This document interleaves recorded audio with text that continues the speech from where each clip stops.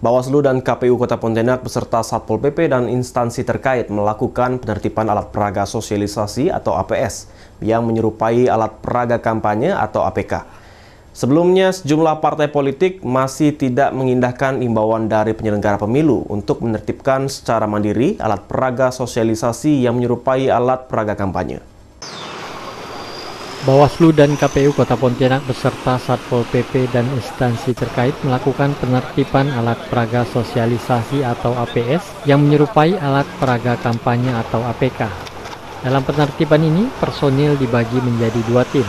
Mereka menyebar di 4 kecamatan, salah satunya menyasar Jalan Tanjung Pura, Kota Pontianak.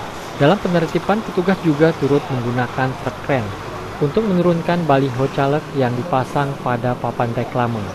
Alat peraga yang ditertibkan ini karena adanya unsur kampanye seperti ajakan, unsur citra diri, berupa lembaga dan nomor urut partai. Ketua Bawaslu Kota Pontianak, Ridwan, mengatakan penertiban ini memakan waktu selama 2 hari, mengingat banyaknya APS yang menyerupai APK yang dipasang di sejumlah titik di Kota Pontianak. Pihaknya telah melakukan sosialisasi kepada partai politik terkait aturan kampanye. Ya, kegiatan hari ini adalah penertiban alat peraga sosialisasi yang menyerupai alat peraga kampanye.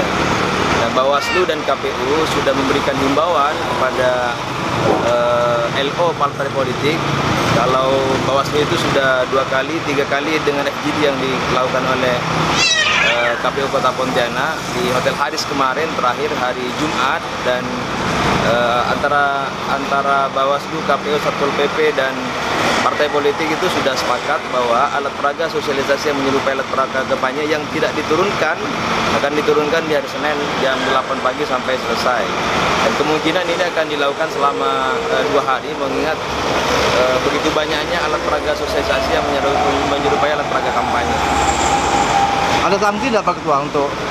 Ya, sanksinya ya ini kita turunkan sanksinya karena mereka tidak mau menurunkan, karena itu kan yang dilakukan oleh Bawaslu dan KPU ini kan berupa himbauan untuk mereka menertibkan secara mandiri, karena mereka yang pasang mestinya mereka yang menertibkan, tapi karena sampai hari ini tidak ditertibkan, karena itu Bawaslu, KPU dan Satpol PP tadi itu sepakat untuk sama-sama turun menertibkan alat peraga sosialisasi yang menyerupai alat peraga kampanye.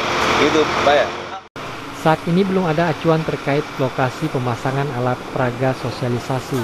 Kedepannya pada saat masuk masa kampanye akan ada penetapan tempat pemasangan alat peraga. Sementara itu masa kampanye akan berlangsung pada 28 November 2023. Kampanye dijadwalkan berlangsung selama 75 hari hingga 10 Februari 2024. Dari Pontianak, Uun Junior, iNews melaporkan.